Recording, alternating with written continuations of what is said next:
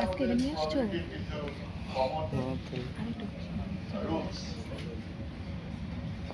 যেমন ধরো ওই যে পিএক্স, এটা এই যে এটা হচ্ছে এটাকে আমরা কোন করে প্রয়োগ করব উইদাউট এনি ইনফরমেশন এই প্রবাবিলিটিটা আমরা ক্যালকুলেট করতে পারি যে কোন প্রয়োগ করব।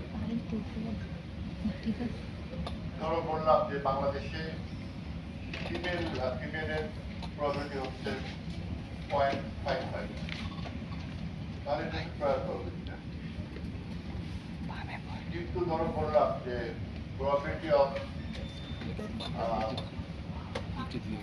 ফিমেল ইভেন ধরো ঢাকার মধ্যে ফিমেলের প্রবাবিলিটি কিরকম, তাহলে সেটা কি হবে সেটা বলি আমরা কন্ডিশনাল প্রবাবিলিটি। হ্যাঁ, যেটা এরকম এইভাবে conditional probability. The probability of x1 given x2. This is the condition. But you have to believe that x2 is true. If x2 is true, then what is the probability of x1? এটা বা যদি বলি এরকম এইগুলো কিন্তু সবগুলো আলাদা জিনিস। এখানে you are believing that x1 is true, then x2 probability হবে। এটা হচ্ছে conditional probability। আর এরকম কোনো কন্ডিশন না থাকলে সেটা হচ্ছে জয়েন্ট প্রবাবিলিটি। জয়েন্ট প্রবাবিলিটি হচ্ছে যদি মাল্টিপল ভেরিয়েবলের কম্বাইন্ড প্রবাবিলিটি আমরা পাচ্ছি। ধরো x1 আর x2 দুইটা র্যান্ডম ভেরিয়েবল এবং বাইনারি ভেরিয়েবল, তাহলে কোন কয়টা কম্বিনেশন হবে? চারটা কম্বিনেশন, না? False false false true true false true. আমি বললাম যে ফলস ফলসের প্রবাবিলিটি কত, তাহলে এটা হচ্ছে joint probability. The false true probability, or true false probability, or true true probability. So when multiple variables are engaged, involved, then it was joint probability. সেটা দুইটা variable হতে পারে, পাঁচটা ভেরিয়েবল হতে পারে। সেটার মধ্যে মোর দেন ওয়ান ভেরিয়েবল থাকে। আর এগুলো হচ্ছে রিলেশনশিপ, এগুলো পরে আমরা খুব ভালো মতোই জানি যে x1 x2 প্রবাবিলিটি কত হচ্ছে এটা অথবা এটা। আরেকটা হচ্ছে ইন্ডিপেন্ডেন্স। যদি x2 আর x1 ইন্ডিপেন্ডেন্ট হয় তাহলে এই কন্ডিশনাল প্রবাবিলিটি ইকুয়াল টু মানে x1 তখন আসলে আমরা ইগনোর করতে পারি না। যদি x1 যদি x1 এর উপরে ইন্ডিপেন্ডেন্ট হয়, মানে x2 যদি কোনো ডিপেন্ডেন্স না থাকে x1 এর উপরে, তাহলে আমরা এটাকে এটা লিখতে পারি অথবা এটাকে এটা লিখতে পারি। এবং আরেকটা জিনিস হচ্ছে এটা খুব ইম্পর্টেন্ট, না? যে দুইটার কম্বাইন্ড প্রবাবিলিটি ইকুয়াল টু হচ্ছে তাদের মাল্টিপ্লিকেশনের প্রবাবিলিটি যদি x1 আর x2 ডিপেন্ডেন্ট হয়। এটা আমরা আজকে ইউজ করব। আর এটা হচ্ছে বেজের থিওরাম। এটাকে বলা হয় পোস্টেরিয়র প্রবাবিলিটি, এটা হচ্ছে লাইভলিহুড, আর এই দুটো হচ্ছে প্রায়র প্রবাবিলিটি।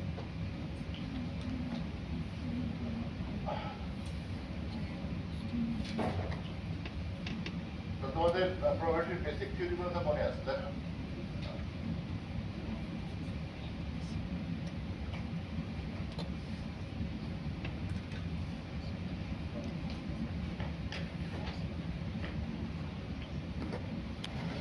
ধরো এখানে একটা ছোট্ট প্রবলেম দেওয়া আছে,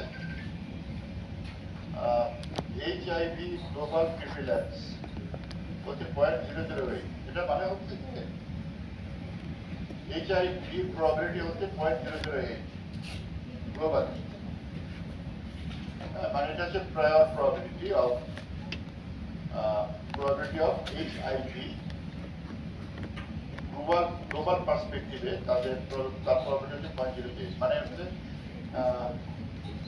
এখানে কি 1000 লোকের মধ্যে 8 জন লোক পাওয়া যাবে, না? 1000 লোকের মধ্যে 8 জন লোক পাওয়া যাবে যার HIV পজিটিভ।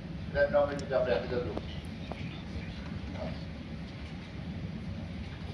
আর এটা আপাতত বোঝার দরকার নাই। স্পেসিফিসিটি আর সেন্সিটিভিটি তোমরা এখন বুঝবা না, কয়েকদিন পরে বুঝবা। তো এই লাইনটা আপাতত না বোঝার দরকার নেই। মানে এটা বুঝতেই হবে যে কারোর যদি HIV পজিটিভ থাকে, মানে HIV যদি থাকে, তাহলে তার টেস্টটা পজিটিভ হওয়ার প্রবাবিলিটি হচ্ছে 95%। আর কারোর যদি এইচআইভি না থাকে তাহলে টেস্ট নেগেটিভ আসার প্রবলেম হচ্ছে 95%। এই ডাটা আমাদের দেওয়া আছে, তাহলে তিনটে ডাটা দেওয়া আছে না, একটা হচ্ছে এইচআইভির প্রবাবিলিটি কত, এইচআইভি যদি কারোর থাকে তাহলে সেক্ষেত্রে টেস্টের পজিটিভ আসার কথা মানে ট্রু হওয়ার কথা হচ্ছে 95%, আর এইচআইভি নেগেটিভ হলে টেস্টের রেজাল্ট নেগেটিভ হওয়ার প্রবাবিলিটি হচ্ছে 95%। এখন কোনো একজন লোকের টেস্ট করা হলে এবং টেস্ট রেজাল্ট হলো পজিটিভ, টেস্ট করার পর তার রেজাল্ট হচ্ছে পজিটিভ, তাহলে তার এইচআইভি হওয়ার প্রবাবিলিটি কোশ্চেনে বোঝা গেছে তো না, টেস্ট করা হয়েছে এবং টেস্টের রেজাল্ট হচ্ছে পজিটিভ, তাহলে ওই লোকের এইচআইভি হওয়ার প্রবাবিলিটি। তাহলে আমরা একটা বেজেল থিওরাম ইউজ করবো, আমরা এইচআইভি প্রবাবিলিটি বার করবো যদি টেস্টের রেজাল্ট পজিটিভ হয়, তাই না? এটাকে আমরা এভাবে লিখছি যে conditional probability of HIV given test result is positive, এটা তো বার করতে হবে। এইটাকে আমরা এইভাবে লিখতে পারি, মানে বেজেল থিওরাম ইউজ করে তোমরা জানো যে এইটা ইকুয়াল টু এটা, নিচে আরেকটা টার্ম থাকে, তাই না? কি হবে নিচের টার্মটা কি হবে? Probability of test, right? সেটা লেখা হয় না, তাই তো? তো ওইটা না লিখে, আচ্ছা ওইটা আমরা লিখলাম না, কারণটা বুঝছেন, হ্যাঁ একটু পরে কারণটা বুঝতেছেন। তো এইটার ভ্যালু আমার দেওয়া আছে না, এইটার ভ্যালু কত? 0.95। যে এইচআইভি ট্রু কারো যদি থাকে তাহলে তার টেস্ট রেজাল্ট পজিটিভ হওয়ার প্রবাবিলিটি কত? 0.95। আর এইচআইভি প্রবাবিলিটি কত? 0.008। তাহলে পাচ্ছি এরকম। আর একই সাথে আমরা যদি ট্রু হয় টেস্ট রেজাল্ট যদি ট্রু হয় তাহলে এইচআইভি নেগেটিভ হওয়ার প্রবাবিলিটি কত? ওই একই রকম ফর্মুলা দিয়ে আমরা ইউজ করলাম। এইটা আমাদের দেওয়া আছে 0.95। আর যদি এইচআইভি হওয়ার প্রবাবিলিটি যদি 0.008 হয় তাহলে না হওয়ার প্রবাবিলিটি কত? 1 মাইনাস এটা, তাই না? তাহলে যে 0.992 কিভাবে আসছে? 1 থেকে 0.008 বিয়োগ করছি আমরা। বুঝতে পারছো তো সবাই? সবাই বুঝতে পারছো এটা? আমাদের এইচআইভি হওয়ার প্রবাবিলিটি হচ্ছে 0.008, না হওয়ার প্রবাবিলিটি কত? 1 মাইনাস 0.008 না? ঠিক আছে? তাহলে আমরা এখান থেকে বার করে ফেললাম 0.0496। এই দুটোর মধ্যে কোনটা বড়? নিচেরটা বড়, তাই না? তাহলে নিচেরটা যদি বড় হয় আমরা যে দুইটা কেস বাদ করছি, একটা হচ্ছে আমার টেস্ট রেজাল্ট পজিটিভ হলে এইচআইভি হওয়ার প্রবাবিলিটি কত আর না হওয়ার প্রবাবিলিটি কত। দেখলাম যে না হওয়ার প্রবাবিলিটিটাই বেশি, তাই তার মানে আমার রেজাল্ট একটু কি হবে? কম, তার এইচআইভি হয় না যদিও টেস্ট রেজাল্ট পজিটিভ। ঠিক আছে? এখন যে নিচের একটা অংশ বাদ দিয়েছি আমরা, তাই না? নিচের প্রবাবিলিটি অফ কি হবে ছিল টেস্ট। আচ্ছা, আমি যদি নিচে লিখতাম, এটা নিচেও লিখতাম আর এটা নিচেও লিখতাম, একই জিনিস তো তাই না? আমি যদি কম্পেয়ার করছি তাহলে ওটা বাদ দেওয়া যায় না, একই জিনিস। বুঝা যাচ্ছে? যেহেতু আমি দুইটা জিনিস দুইটা এক্সপ্রেশন আমি কম্পেয়ার করছি, এইটার নিচে যদি প্রবাবিলিটি অফ টি থাকতো এটার নিচেও যদি থাকতো, একই তো জিনিস, তাই না? আমি একই জিনিস দিয়ে ভাগ করলাম, করলে কি হতো? ভাগ করলে হয়তো এটা এই ভ্যালুগুলো একটু চেঞ্জ হতো, আর তো কিন্তু এইটা বড়, এটা বড়ই থাকতো, এটা ছোটই থাকতো, তাই না? যেহেতু আমরা দুটো জিনিস কম্পেয়ার করছি এবং দুটো একই জিনিস নিচে, এই জন্য আমরা নিচের জিনিসটাকে অমিট করতেছি আর নিচে নিচের জিনিসটা বার করা যায়। তো এটা থেকে লাস্টের যদি সময় থাকে আমি লাস্টটা ভেবে দেবো। এখন দেখো একই প্রবলেম জাস্ট আমরা এই ডেটা একটু চেঞ্জ করলাম। এটা 95% না হয়ে যদি 99% হয়, দুইটা যদি 99% হয়, জাস্ট সেম প্রবলেম, হ্যাঁ?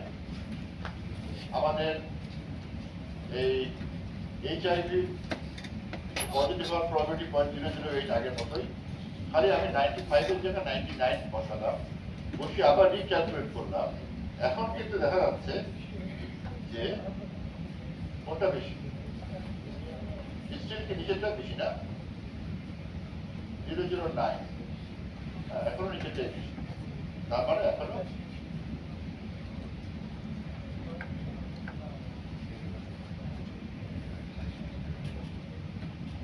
এইচআইভি, যদিও রেজাল্ট পজিটিভ, তারপরেও এইচআইভি হচ্ছে না, যেহেতু এটা নিচে ভ্যালুটার উপর নিচে পড়তে হচ্ছে।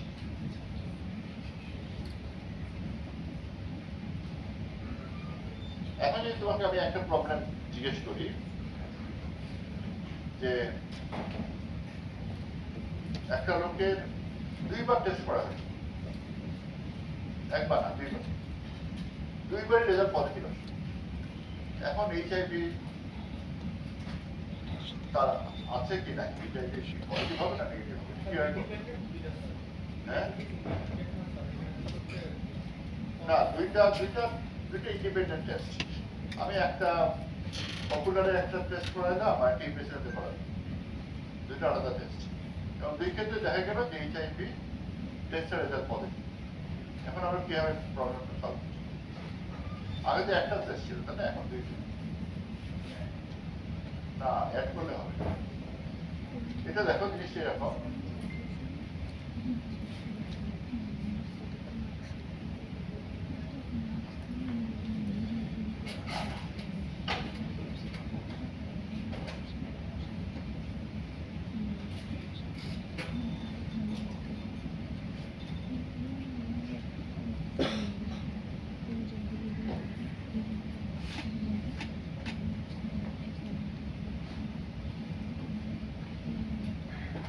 ধরো আমাদের দেওয়া আছে প্রবাবিলিটি অফ এইচআইভি হচ্ছে 0.008, আর দেওয়া আছে প্রবাবিলিটি অফ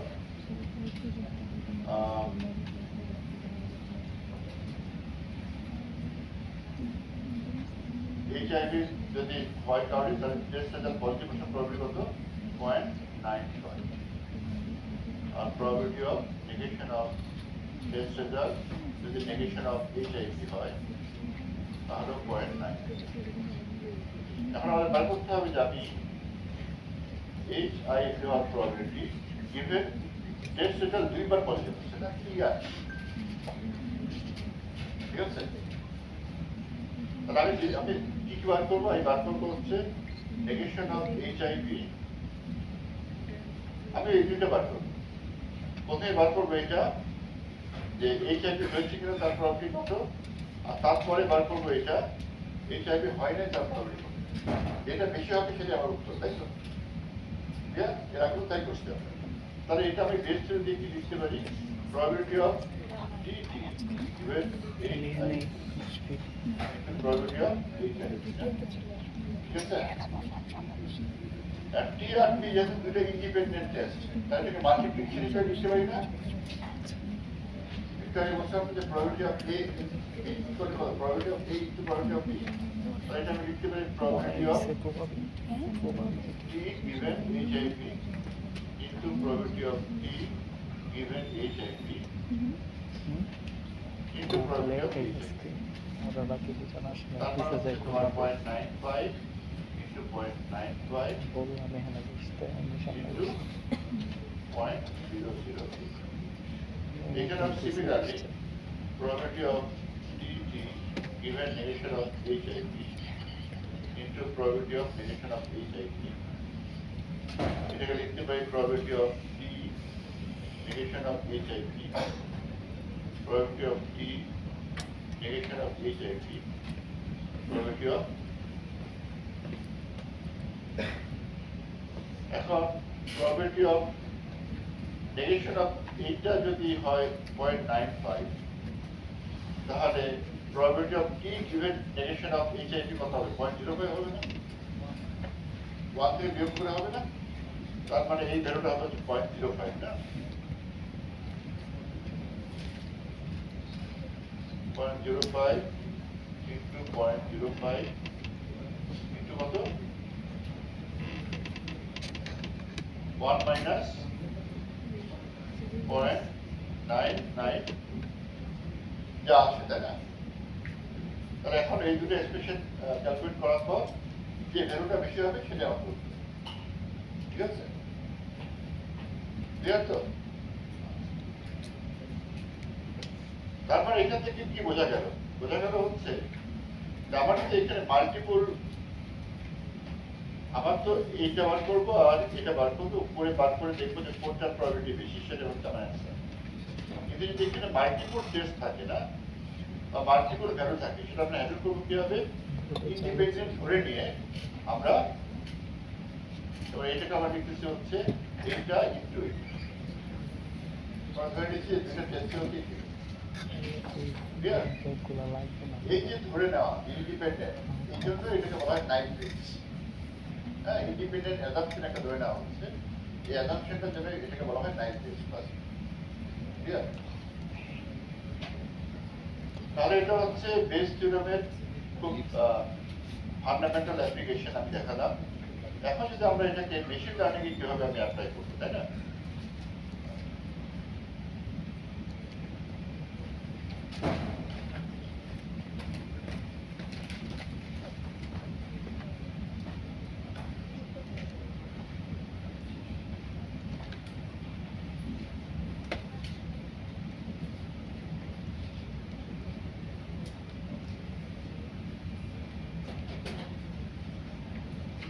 আমাদের খুব পরিচিত ট্রেনিং সেট প্লে টেনিস।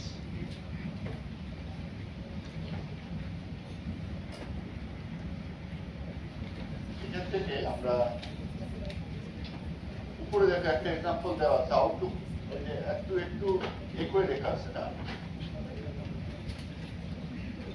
হালকা করে লেখা আছে, পড়া যায় তোমাদের এখান থেকে? The outlook equal to sunny, temperature cool, humidity high, R wind strong. এরকম যদি একটা ওয়েদার কন্ডিশন দেওয়া থাকে, then we have to calculate যে ওই মানে under that weather condition whether we are allowed to play or not. এটা দেওয়া যে ওয়েদার কন্ডিশন দেওয়া আছে, তোমাকে বার করতে হবে যে কাজটা কি হবে, প্লে টেনিস ইয়েস হবে নাকি নো হবে।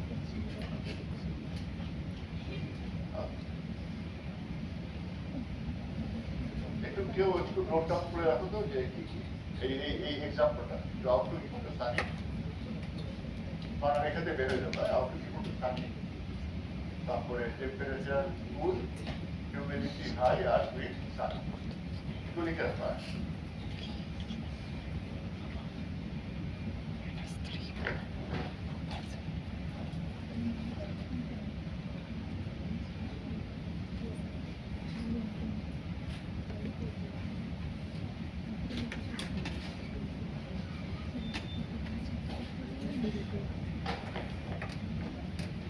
আচ্ছা, প্রথমে আমরা যেটা করবো সেটা হচ্ছে আমাদের কি বার করতে হবে? বার করতে হবে হচ্ছে প্রবাবিলিটি অফ ইয়েস ইভেন কি, আউটলুক কি হবে সানি, তারপরে টেম্পারেচার কি কুল, তারপরে humidity high, wind strong.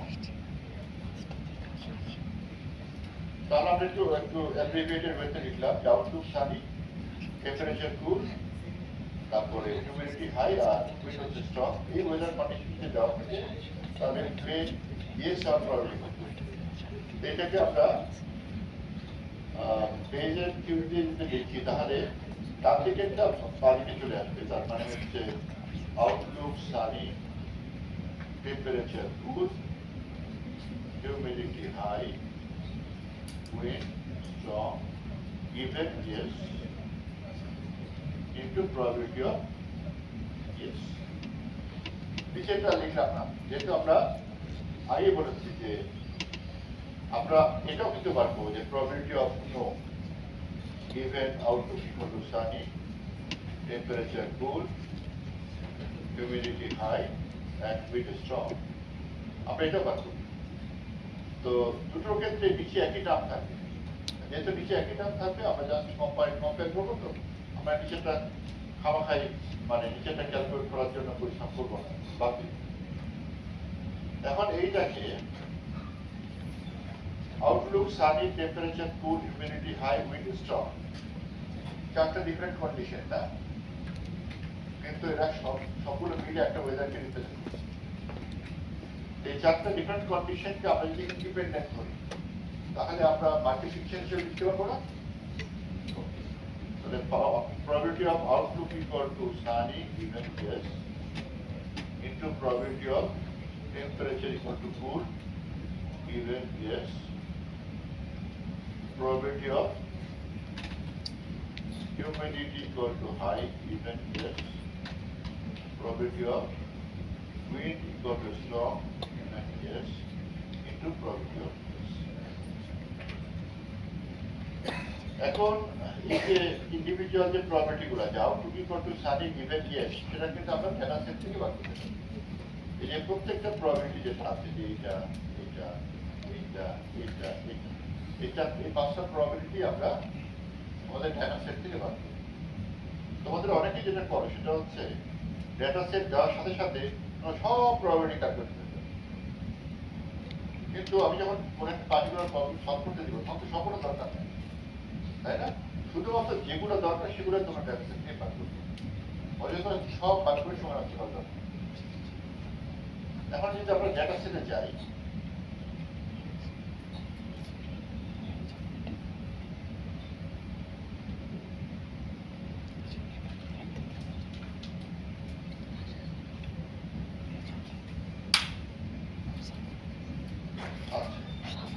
probability of outlook equal to sunny given yes কত হবে?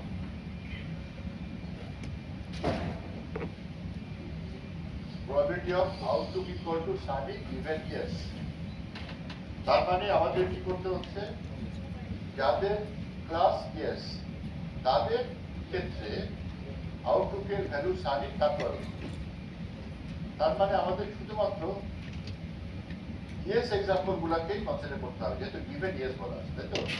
ইয়েস এক্সাম্পল এখানে কয়টা আছে? 9টা, তাই না? এই 9টার মধ্যে ইয়েস এর মধ্যে দেখো প্রথম দুইটা তো সুতরাং আমরা এটা বাদ দেব। 9টার মধ্যে আমাদের এই D9 এর সানি, তাই না? তারপরে D11 এর সানি, তারপরে ওভারকাস্ট, এটা তো সানি, তাই না? সরি না, কয়টা আছে এখানে? দুইটা। তাহলে probability of outlook equal to sunny given yes মান কত হবে? 2/9। সবাই বুঝতে পারছো? তারপরে কি ছিল? probability of temperature equal to cool না given yes। না 9টার মধ্যে cool কয়টা আছে দেখো? yes এর প্রথম তিনটার মধ্যে একটা cool না, তারপরে cool দুইটা, তিনটা, তিনটা 3/9। একটু খাতায় লিখে রাখা। তাহলে প্রথম ছিল 2/9, তারপরে 3/9। তারপরে কি আছে? হিউমিডিটি হাই ছিল, তাই না?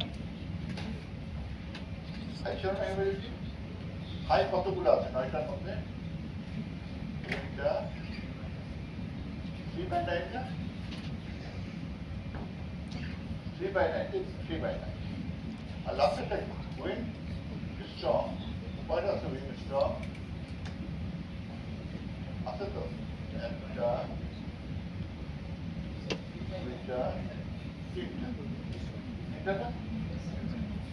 3/9। তাহলে প্রথমটা ছিল 2/9 আর বাকি তিনটাই হচ্ছে 3/9। ক্লিয়ার? এটা খাতায় লিখে রাখছি। প্রথমটা হচ্ছে 2/9 আর বাকি প্রত্যেকটা হচ্ছে 3/9 যখন ইয়েস নিয়ে আমরা ক্লাস করছি না, যখন ক্লাসের ভ্যালু ইয়েস। আচ্ছা, এখন রোয়ের ক্ষেত্রে আমরা বের করে ফেলি। হ্যাঁ, বুঝলাম না।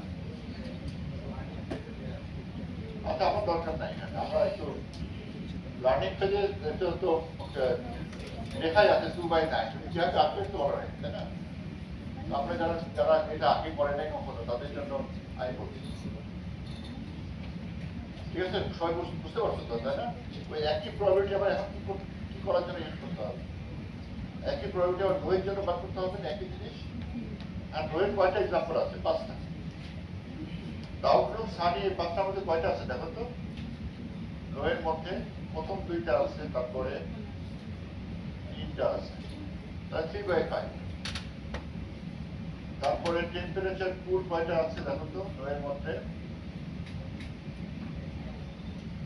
একটা, তাহলে 1/5। তারপরে হিউমিডিটি হাই কয়টা আছে, দুইটা, চারটা আছে, 4/5। আর তারপরে উইন্ড স্ট্রম কয়টা আছে, একটা, 3/5। ঠিক আছে, তাহলে এখন এই ডাটাগুলো একটু তোমাদের খাতায় একটু লিখে রাখো, আমরা আবার ওই জায়গায় চলে যাই।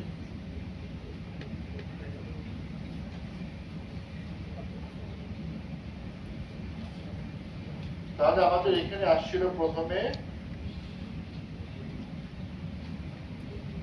2/9, তারপরে 3/9, 3/9, 3/9।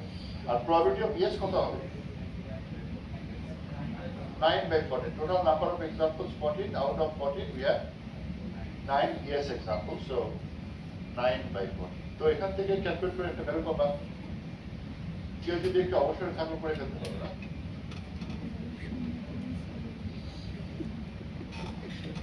আর পরেরটা কি হবে, এগুলো মনে আছে কত, প্রথমে 3/5, তারপরে 1/5, তারপরে 4/5, আরেকটা কি 3/5 ছিল, ওকে, তাহলে খাতা আর এটা 5/5। যদি এটা ক্যালকুলেট করে দেখো তো কোনটা বেশি, সেকেন্ডটা। ভ্যালুগুলো একটু বলো তো, উপরেরটা কত আসছে, 0.0529, আর পরেরটা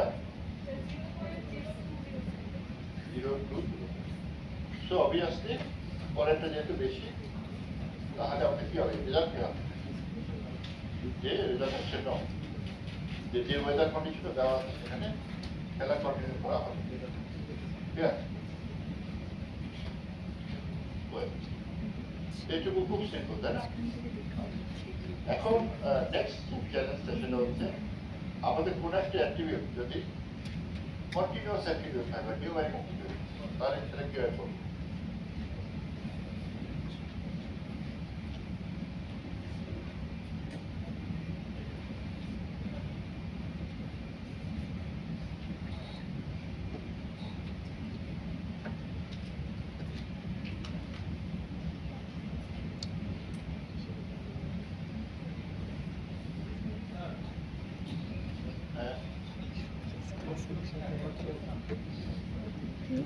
এই নোটগুলা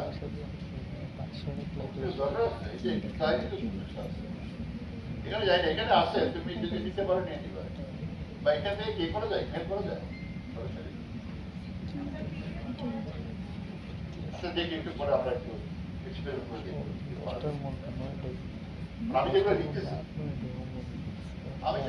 লিখতেছি, তোমাদের তো একদম ফরজ দায়িত্ব যে খাতায় দিল না, ক্লাসে মানুষ কেন আসে, ক্লাস নোট দিতে পারে। আসলে এখন ডিজিটাল যুগে হয়ে গেছে যে সুবিধা নিতে হয়, তাই না?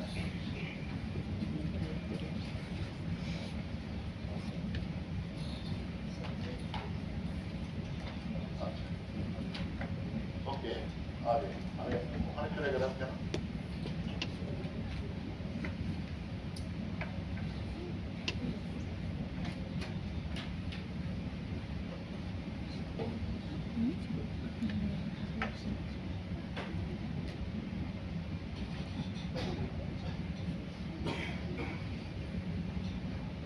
আচ্ছা ধরো টেম্পারেচারের ভ্যালুটা নিউমেরিক হিসাবে দেওয়া আছে, না?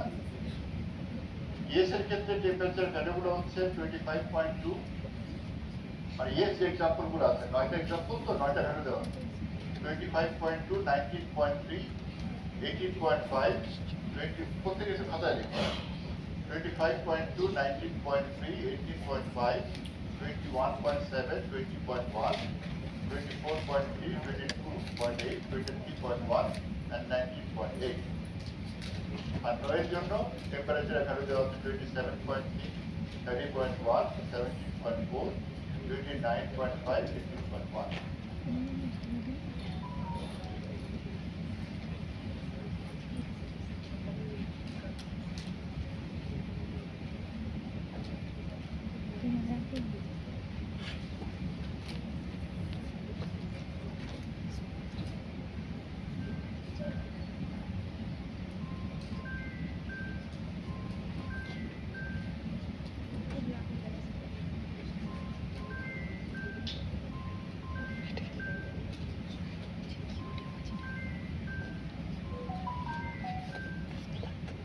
হ্যালো হ্যালো, আমি একটু ক্লাসে আছি, হ্যাঁ, তোমার পরে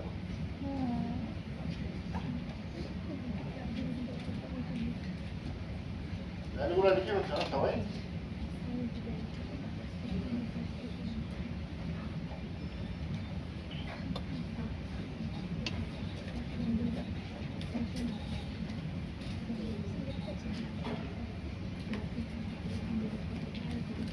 আচ্ছা।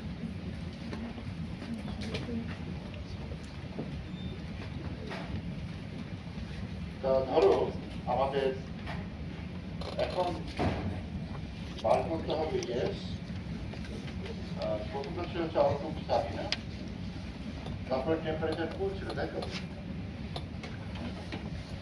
এখানে টেম্পারেচার ভ্যালুগুলো দেওয়া আছে, কুল বলে কিছু নাই না?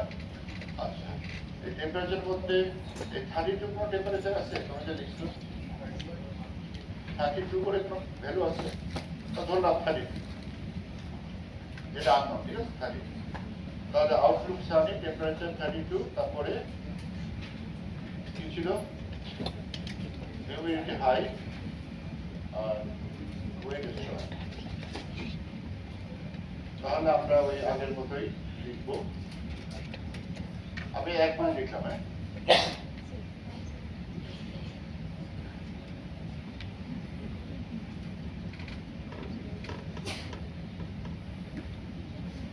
তাহলে প্রবাবিলিটি অফ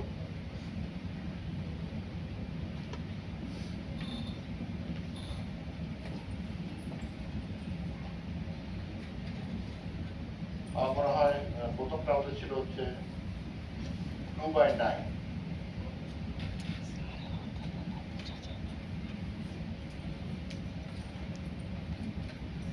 তারপরটা হচ্ছে 3/9, 3/9, 9/40।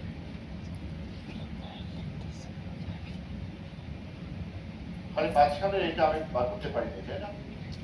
Probability of temperature equal 32 given gas, তাই না? এই ভ্যালু তো ডাটা সেটে নাই, তাহলে প্রবাবিলিটি 0 হবে? নাই তো, 0/9 হলো 0 হবে না? হবে। তো আমরা যেটা ইউজ করবো সেটা হচ্ছে 32 given yes equal to হচ্ছে 1/√1 twice pi sigma yes e to the power minus x, x বলতে এখানে 32 minus mu yes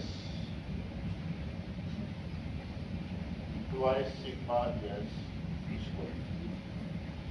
এটা হচ্ছে আমাদের গসিয়ান ফর্মুলা না, কোনো একটা কন্টিনিউয়াস ভেরিয়েবলের প্রবাবিলিটি বার করার ফর্মুলা।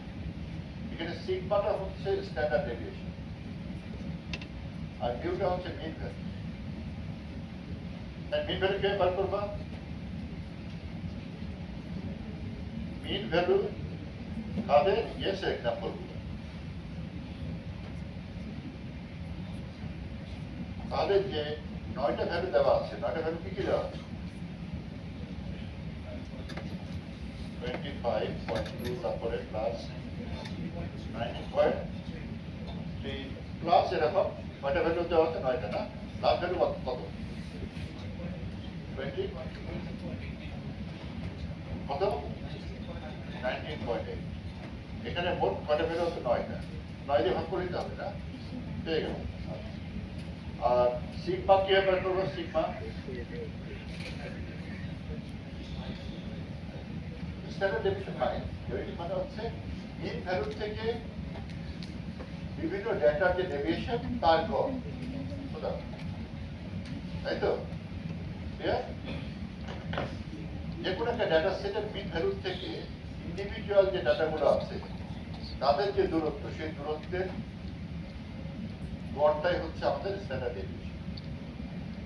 আমি যেটা করি সেটা হচ্ছে যে আমাদের এখানে যে মিউটা বার হবে না, ধরো মিউটার একটা ভ্যালু বার হবে, তো আমরা প্রথমে 25.2 হচ্ছে আমাদের ডেটা, এখান থেকে মিউটা ধরলাম, মিউ হচ্ছে 21.64 হচ্ছে 21.64, এটা স্কোয়ার করবো না, প্লাস এরপরে ডাটা হচ্ছে 19.3 মাইনাস 21.664 এটার স্কোয়ার। এরকম প্রত্যেকটা ডাটার থেকে মিন ভ্যালু বিয়োগ করে তার স্কোয়ার না, তাহলে মোট কয়টা ভ্যালু আমরা যোগ করলাম এরকম 9টা, তাহলে গড় করলাম না, গড় করে তার স্কোয়ার উঠে না, এটা হচ্ছে স্ট্যান্ডার্ড ডেভিয়েশন। স্কোয়ার গুলো কেন যোগ করছি? স্কোয়ার যোগ না করে যেটা হবে, কোনোটা পজিটিভ হবে কোনোটা নেগেটিভ হবে, কাটাকাটি হয়ে যাবে না, এটা ফুল ইনফরমেশন আছে। তাহলে স্কোয়ার করলে সকলেই পজিটিভ, তো সবগুলো যোগ করলাম, যোগ করে 9 দিয়ে ভাগ করলাম, তাহলে এটা হচ্ছে স্কোয়ারের মিন ভ্যালু, তাকে আবার স্কোয়ার রুট করলে কি হবে? ডিস্টেন্স, এভারেজ ডিস্টেন্সটা সেটা পাবে। এটা ভ্যালু কত? 2.35। তুমি ভ্যালু হতে পারছো, তোমার আসছে মনে হয় না স্লাইডে। তাহলে এখন আমরা এই এটা পেয়ে যাবো না, এখানে আমাদের 1/√2 পাই, সিগমার ভ্যালু হচ্ছে কত? 2.35। তারপরে e to the power minus x টা হচ্ছে যার প্রবাবিলিটি বার করব কত? 32 প্রবাবিলিটি বার করব না, টেম্পারেচার 32 গিভেন 32 মাইনাস এবারে ভ্যালু হচ্ছে কত বললাম? 21.64 whole square by twice into 2.35 whole square. এখানে একটা ভ্যালু পাবে। So this is the way you can find the probability of any numeric value না for a given class. No এর জন্য তোমাদের একটা জিনিস করতে হবে, নো এর যখন করবে তোমরা এই probability of temperature equal to 32 given no, তখন কিন্তু এই ফর্মুলাতে, এই ফর্মুলাতে এই সিগমাটা হবে কিসের জন্য? নো এর এক্সাম্পল গুলোর জন্য। তার মানে তোমার এই মিউটা কি হবে? নো এর এক্সাম্পল গুলোর মিউ, বুঝা যাচ্ছে? তার মানে তখন তোমার 5টা এক্সাম্পলের মিউ ভ্যালু বার করতে হবে, আর 5টা এক্সাম্পলের স্ট্যান্ডার্ড ডেভিয়েশন বার করতে হবে। ঠিক আছে? হ্যাঁ, বলো। আমারটা e to the power minus এর e মাইনাস পুরোটা পাওয়ার, এর পাওয়ার।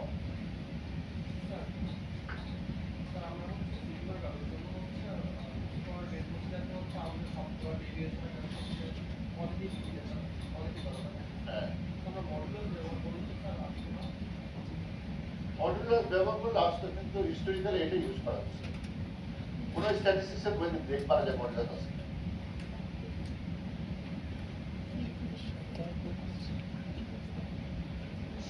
তাহলে সবাই বুঝতে পারছেন কি করতে হবে?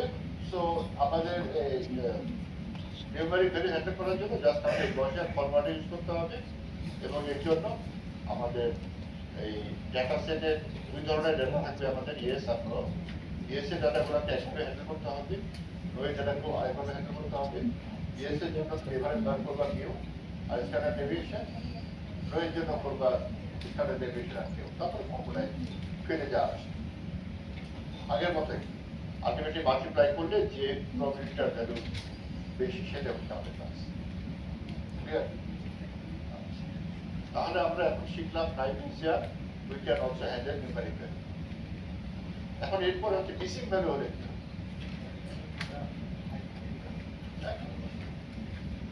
বেসিক লজিক সেট, হ্যাঁ, যে আমাদের দুইটা প্রবাবিলিটি ক্যালকুলেট করবো না, ইয়েস এবং নো, দেখবো কোনটা বেশি সেটা হচ্ছে আমাদের ক্লাস। এখন নিশ্চয়ই বলবা স্যার দুইটা একেবারে কি হবে? তো ইউ ক্যান র্যান্ডমলি অ্যাসাইন যে কোনো। তারপর আমি এখানে র্যান্ডমলি আমি নিতাম, বল আমি কোনটা নিতাম? ধরো রোয়ের জন্য হইলো প্রবাবিলিটি একই, ইয়েসের জন্য প্রবাবিলিটি একই হবে, কোনটা নেওয়া বেশি ভালো? ডাটা সেট যেটা বেশি, 9টা আছে ওখানে আর 5টা এখানে আছে, আমি ইয়েসই বলি,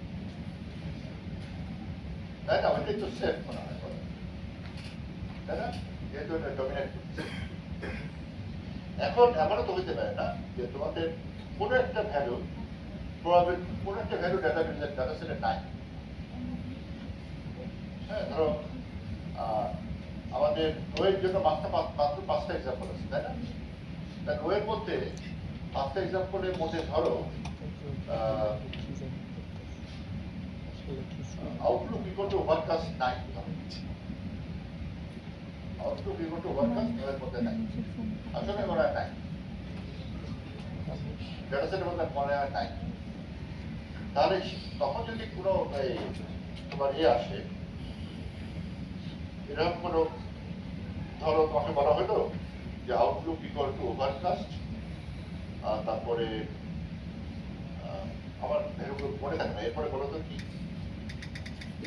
আউটলুক টেম্পারেচার, হ্যাঁ টেম্পারেচার ধরো কুল, তারপরে হিউমিডিটি হাই আর উইন্ড স্ট্রং, না আউটলুক ইকুয়াল টু ওভারকাস্ট বলা হলো যে এর জন্য তুমি বাদ করো, ইয়েস হবে না নো হবে। তা ধরো ইয়েস করতে গিয়ে আমার কোনো সমস্যা হলো না, কারণ চারটা ইয়েস এক্সাম্পল আছে, চারটা ইয়েস এর মধ্যে চারটাই মনে হয় ওভারকাস্ট, তাহলে প্রবাবিলিটি কত হবে 1 না। তো ধরো আমি যখন বার করলাম যে ইয়েস গিভেন দিস ভ্যালু, তখন আমি বার করতে পারলাম সবগুলো আছে। এখন নো এর ক্ষেত্রে যখন আমি বার করতে যাবো তখন দেখলাম যে আউটলুক ইকুয়াল টু ওভারকাস্ট, এই নো এক্সাম্পলের মধ্যে একটা এক্সাম্পলের মধ্যেও নেই, ঠিক আছে? তাহলে কি করবো? এখন নো এক্সাম্পল 5টা আছে, তাই না? আউটলুক ধরো সানি আছে 3টা, আউটলুক ধরো সানি ওভারকাস্ট আর রেন, তাই না? রেন আছে 2টা, আর আউটলুক ওভারকাস্ট আছে 0। বুঝতে পারলে এরকম? এখন তুমি যদি প্রবাবিলিটি ক্যালকুলেট করো, আমার তো এটা লাগবে, তাহলে কি হবে? 0/5 হবে না? 0/5 যদি তোমার এই আমার তো সব মাল্টিপ্লিকেশন, তাই তো? আমি কি করবো যখন আমি নো বার করবো, নো এর জন্য যখন বার করবো,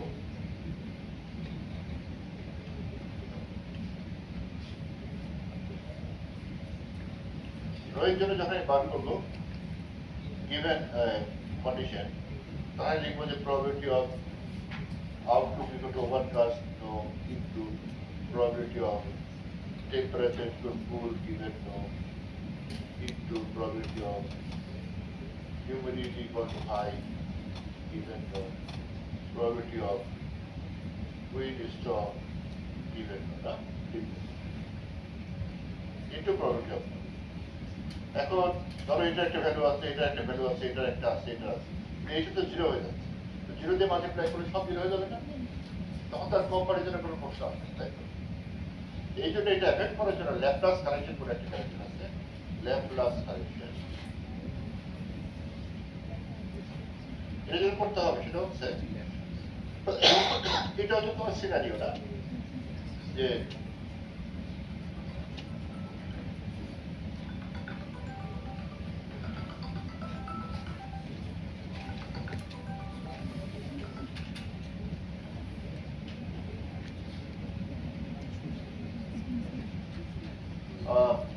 তোমরা যখন এটা ক্যালকুলেট করবা তখন outlook equal to probability of outlook equal to sunny given no, এটা হচ্ছে 3/5, তারপরে probability of outlook equal to rain given no, এটা হচ্ছে 2/5, আর probability of outlook equal to overcast given no হচ্ছে 3, তাই তো? এই ডেটা। এখন আমরা যেটা করবো সেটা হচ্ছে এটাকে অ্যাভয়েড করার জন্য আমরা আর্টিফিশিয়ালি একটা করে এক্সাম্পল যোগ করে দেবো, ঠিক আছে? যোগ করলাম, যোগ করে আবার রিক্যালকুলেট করবো, তাহলে আউটপুট সানির কত হবে? প্রবাবিলিটি 4টা আছে, কয়টার মধ্যে? 6টা কেন? একটা করে যোগ করছি, তাহলে 3টা যোগ করছি না? মোট কয়টা এক্সাম্পল হচ্ছে এখন? আবার 8টা এক্সাম্পল, 8টা এক্সাম্পল হয়েছে না? তারটার মধ্যে 4টা আছে, তাহলে 4/8, এটা হবে outlook sunny equal to given no. Outlook রেনের জন্য কত হবে? 3/8, আর আউটলুক ওভারকাস্টের জন্য কত হবে? 1/8। তারপরে এজ ইউজুয়াল, তাই তো? এই যে আমরা যখন ফর্মুলা ইউজ করবো তখন জাস্ট এটার জায়গায় কত বসাবো? 1/8, নাথিং উইল চেঞ্জ। ওই 3টা অ্যাডিশনাল যোগ করছে বলে আবার এখানে 5-এর জায়গায় 8 লেখার দরকার নেই। বুঝতে পারছি? আর অন্য সব কিছু সেম থাকবে। শুধুমাত্র আমরা এইটাকে 0 না করে আমরা কি লিখবো 1/, আর সব কিছু সেম থাকবে। যদি আমি আর্টিফিশিয়াল দিকটা অ্যাড করেছি, কিন্তু টোটাল এক্সাম্পল আমাদের ওই আগের মধ্যে 9টা আর কিছু চেঞ্জ করার দরকার, ঠিক আছে? এ হচ্ছে ল্যাপ্লাস কারেকশন যদি এরকম কোনো সিচুয়েশন অ্যারাইজ করে।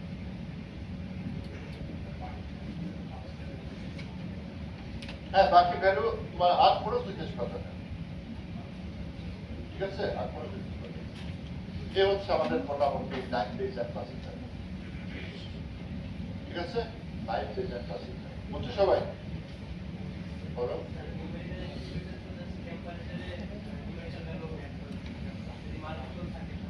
মাল্টিপল করতে হবে, ওইটার জন্য বার করতে হবে। ধরো টেম্পারেচার, হিউমিডিটিও ধরো দেওয়া থাকলো, হিউমিডিটিও নিউমেরিক্যালে দেওয়া থাকলো, তাহলে যে পার্টিকুলার ভ্যালুর জন্য বার করতে বলা হচ্ছে তার জন্য করতে হবে। তখন আবার হিউমিডিটি ইয়েস ক্লাসের জন্য বার করতে হবে। ধরো বললো যে হিউমিডিটি 80%, ধরো 80% বা ডেটাই নেই, আর 80%-এর জন্য প্রবাবিলিটি বার করতে হবে, তাই না?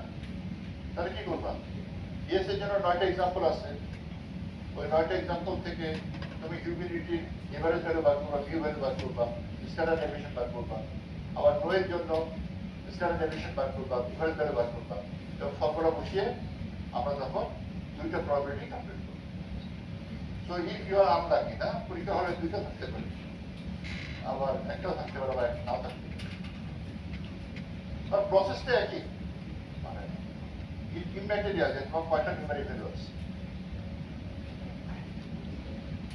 আমাদের কতক্ষণ সময় আছে?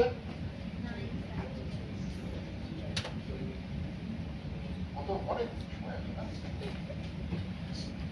তোমাদের এরপরে কি কি পড়াবো? তোমাদের কি পড়ালে ভালো লাগবে? এখন আরেকটু সামনে যাই।